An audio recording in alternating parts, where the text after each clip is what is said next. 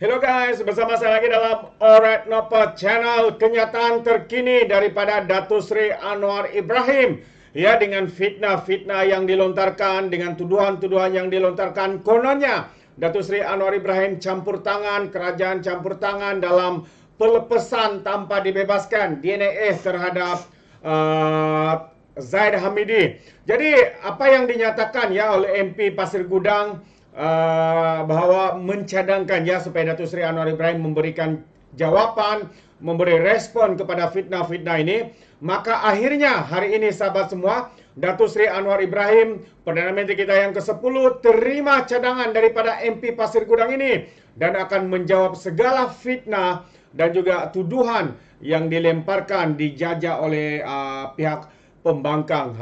Jadi tanpa buang masa, saya ingin membawakan kenyataan daripada Datuk Seri Anwar Ibrahim yang mana akan memperjelaskan isu Zaid di Parlimen. Itu Anwar jawab mungkin, insya-Allah katanya. Itu antara kenyataan terkini daripada Datuk Seri Anwar Ibrahim. Jadi saya ingin membawakan kenyataan singkat ini yang mana Perdana Menteri Datuk Seri Anwar Ibrahim tidak menolak kemungkinan akan memberi penjelasan di Dewan Rakyat berhubung keputusan mahkamah selepas melepas tanpa membebaskan Timbalan Perdana Menteri Datuk Seri Ahmad Zahid Hamidi.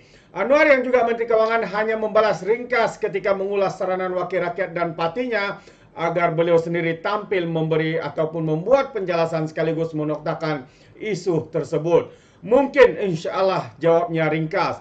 Ya, jadi Perdana Menteri sebelum ini menegaskan beliau tidak pernah campur tangan dalam kes mahkamah melibatkan Ahmad Zahid Hamidi. Semalam Hasan Karim, MP Pasir Gudang daripada Pakatan Harapan memohon untuk Datuk Seri Anwar membuat penjelasan bagi membolehkan ahli parlimen sama ada di pihak kerajaan atau pembangkang mendapat penjelasan sebenar. Beliau mencadangkan soalan itu dijawab ketika sesi PMQ minggu hadapan. Jadi kita menantikan ya pada masa PMQ minggu hadapan adakah geng-geng sapu bersih ini ataupun bakal siapa lagi ketua pembangkang lebay yang menyesatkan akan hadir dan bertanya kepada Datuk Seri Anwar Ibrahim.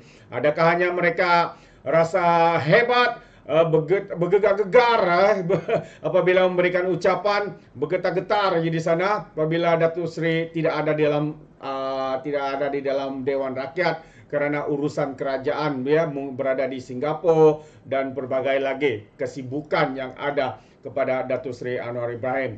Jadi kita menunggu masanya adakah benar pembangkang ini hebat seperti mana ketiadaan Datuk Seri di dalam Dewan Rakyat. Itu dia.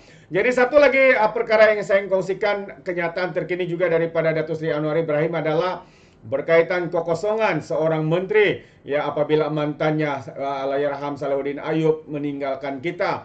Jadi Anwar akan berkata bahawa portfolio Menteri KPDN ini diisi tidak lama lagi. Dan juga Perdana Menteri Datuk Seri Anwar hari ini memberi bayangan portfolio Menteri Perdagangan Dalam Negeri dan Kos Sara Hidup akan diisi secepat yang mungkin. Anwar yang ditemui media selepas Majlis Solidariti Wakaf Sejuta Al-Quran di Putrajaya berkata, jawatan itu akan diisi selepas beberapa pertimbangan dibuat. InsyaAllah kata Datuk Seri, kita akan isi kekosongan. Kalau ada cadangan sila tulis surat kepada saya secepat mungkin.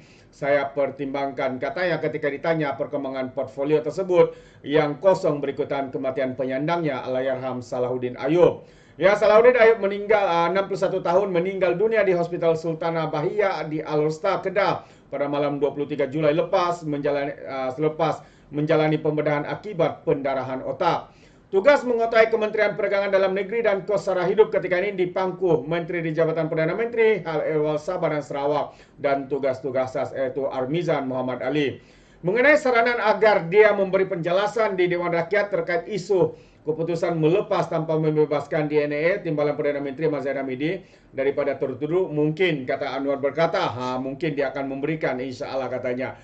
Itu dia. Jadi perkara ini sebenarnya dihebohkan, dijadikan isu politik oleh pihak pembangkang apabila pada 4 September lepas Mahkamah Tinggi Kuala Lumpur memutuskan untuk melepaskan tanpa membebaskan Ahmad Zahid daripada 47 pertuduhan pencamanaan rasuah dan juga penggunaan uang haram berkaitan dengan dana yayasan Akal Budi yang dihadapinya.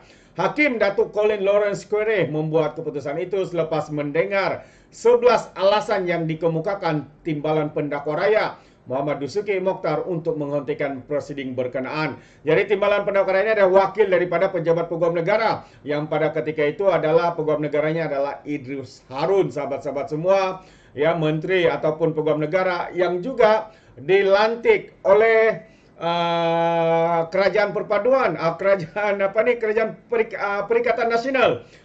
Maafkan saya, kerajaan Perikatan Nasional, dan Perdana Menterinya adalah Muhyiddin Yassin. Jadi apa yang mengejutkan apabila Muhyiddin Yassin dibebaskan daripada pertuduhan, walaupun masih ada kes lagi, ya, ada 3 kes lagi penggubahan uang haram yang masih berjalan, mereka berdiam diri, malah mereka menganggap kerajaan ataupun pihak peguam negara maupun mahkamah melakukan tanggung jawab mereka dengan baik.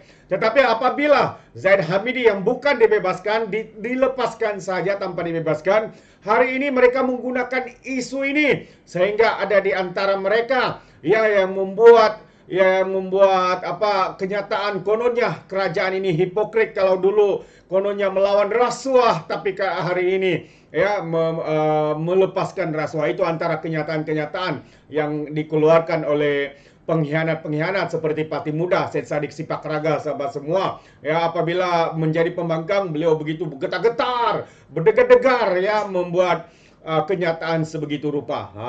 Itulah dia, ya, sang pengkhianat. Bukan saja Syed Saddiq, tetapi seperti Presiden Lebay, Muhyiddin Yassin, Ketua Pembangkang, Kota Baru, dan kebanyakan ucapan-ucapan daripada pemimpin-pemimpin PAS dan Bersatu Perikatan Nasional ini tidak lain tidak bukan, sahabat semua, mempersoalkan, ya, pelepasan tanpa dibebaskan Zaid Hamidi ini. Ya, mereka sepatutnya berbahas tentang hal rakyat, tetapi apa yang mereka gunakan, mereka menggunakan isu itu dipolitikkan untuk membina persepsi kononnya kerajaan campur tangan, kononnya Perdana Menteri campur tangan dengan membuat, ya, pelbagai fitnah dan juga tuduhan. Jadi kita mengharapkan seperti mana juga yang dicadangkan oleh Select Committee, bahwa mereka akan membentangkan, ya, keputusan selepas berjumpa dengan mantan peguam negara maupun ketua negara, peguam negara, mantan peguam negara, dan juga ketua ataupun peguam negara yang baru hari ini. Jadi seperti juga saranan daripada MP Pasir Gudang ini, bahwa Datuk Seri Anwar Ibrahim harus menjawab. Jadi kita mendengar bagaimana kenyataan daripada Datuk Seri Anwar Ibrahim, sahabat-sahabat semua.